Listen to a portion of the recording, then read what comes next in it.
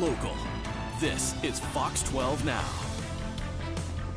Welcome back to Fox 12 Now. Thanks for joining us. We are live here out of the Fox 12 Oregon newsroom. We're here every weekday. We start at 1 o'clock. We go throughout the afternoon. We cover a wide range of topics and have a lot of different conversations on here. Right now, we're going to be talking about Mother's Day, which is coming up this weekend. However, we're also going to talk about Mother's Day from the aspect of somebody who may not have a mother. And that's for a lot of those children out there and people, children and adults who are going through that. And really how to think about it from that standpoint of what to know about those kinds of things, and then how you can also help and prepare specifically for youth, for this kind of a day. And we're going to get into all of that because we are going to speak to the Dougy Center right now. We've got Alysha from the Dougy Center joining us, and thank you very much for being here. We always love talking to you all and just learning, more about all the great work that you do, but also the advice that you have for things like this. But speaking of that work, would you mind letting everybody know just about yourself and about the Dougy Center in case they don't know, and the work that you do there? Sure. Thanks so much for having me. My name is Alysha Lacey. I'm the Chief Program Officer at Dougy Center. Dougy Center provides support both before and after a death to kids, teens, young adults, and family members who are grieving.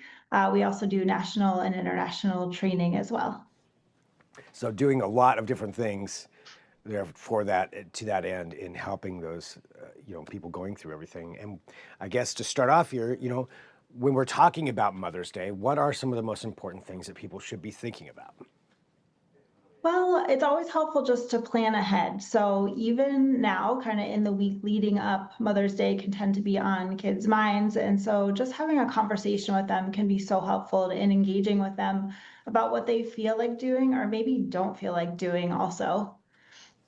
Yeah, so, and we're talking about people, who may have lost their parents or their mother to some kind of situation. Yeah. Yeah, and just kind of giving kids options if they want to celebrate the day, or if it really feels like, no, it's actually a day where we want to stay cozy in our PJs and watch movies all day so that we don't kind of have to interface with the rest of the world, which is totally fine too. And, when you're thinking about that and some different things that you can do, what's the best way to approach someone to find out about, what it is that they want to do? Would it be just having that discussion, or are there some other things that maybe adults in their lives can be thinking about? Well, I think having that discussion, but just kind of giving some options. So letting them have some choices on what they, again, might want to do or not do and what that might look like. It could be things like, do you want to have your mom's favorite food or go to her favorite place or do similar things that we used to do, or do you want to totally change it up? Do we want to do something different this year? And just really kind of including them in that process.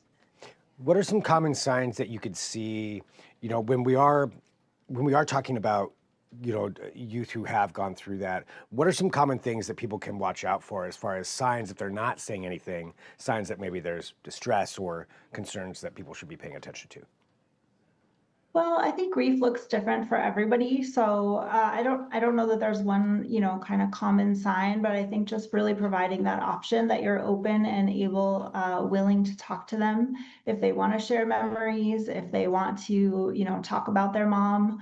Or also if they just don't kind of feel like talking about it right now, that's not necessarily problematic. It's just as long as they have those options and supportive people in their life that they can turn to.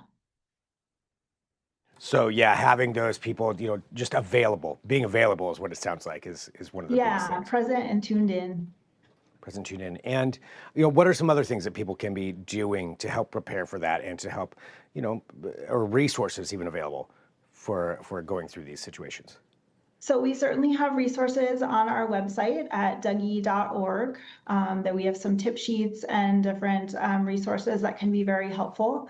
I also think about just with kids in school, oftentimes, there's a Mother's Day or a Father's Day when that comes around, projects specifically. And so it can be helpful to do a little bit of planning ahead and just talking with the teacher and kind of discussing what that might look like. I think sometimes there's temptation to substitute in possibly another adult to celebrate, and that can be an option, but it shouldn't have to be kind of the required thing if the child doesn't want to do that.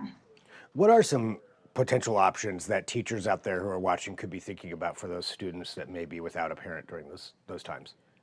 So they could just do a simple, similar art project, but it doesn't have to be something directly for their mom or about their mom.